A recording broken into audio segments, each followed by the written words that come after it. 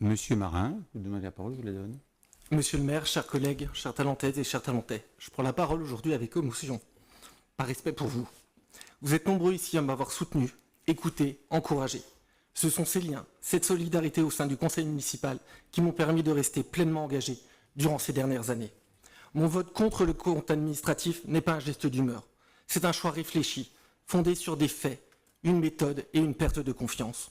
Le compte administratif, comme le budget, n'est pas un simple document technique. Ce document reflète une année de gestion municipale, une méthode et un rapport au collectif.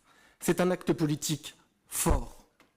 C'est là que s'expriment la cohérence, la transparence et la dynamique d'une équipe municipale, ou leur absence. Or, je constate, et je le dis avec regret, que nous ne travaillons pas en équipe. Les projets arrivent déjà ficelés. Notre rôle, les valider. En discuter, circuler, il n'y a rien à voir. Aucune construction budgétaire collective, pas de concertation sur les orientations majeures et une majorité tenue à l'écart au service de l'ambition d'un homme. Et ce, au détriment des habitants. Évidemment, je ne peux plus donner ma confiance à un tel fonctionnement, qui tourne le dos aux principes qui m'ont conduit à m'engager, celui de servir les habitants. Seuls quelques adjoints et chefs de service, et ils se reconnaîtront, ont tenté de faire vivre une logique de co-construction, et je salue ici leur travail.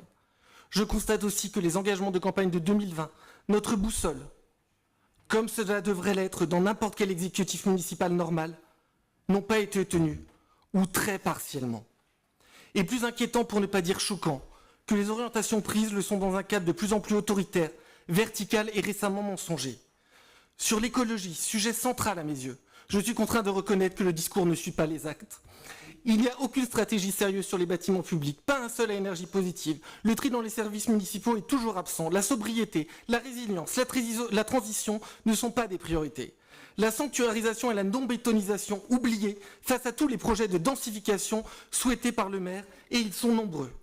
On parle beaucoup, mais on agit peu. Cela s'appelle du greenwashing, et je ne souhaite plus y être associé.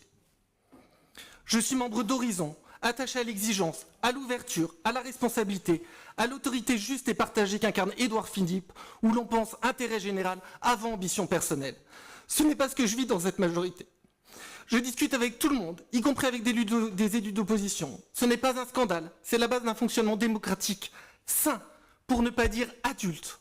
Ma ligne, elle est claire, elle est centrale, constructive, républicaine, au service de nos concitoyens, de notre ville. Le vote du contrat administratif, comme celui du budget, est un acte de confiance politique. Bien sûr, techniquement, il n'y a rien à redire. Et cette confiance, aujourd'hui, je ne l'ai plus. Je reste fidèle à mes engagements, à mes valeurs, à ce que nous avons porté collectivement en 2020. Je continuerai d'agir pour talent, mais je le ferai désormais en homme libre, avec mes convictions, mon intégrité et une fidélité, non pas à un pouvoir, mais à un projet et à des valeurs, et à une méthode de travail au service des habitants. C'est pour ça, mes chers collègues, que je vous invite, si ça fait écho en vous, à ne pas prendre part au vote ou à voter contre cette délibération. Merci de m'avoir écouté.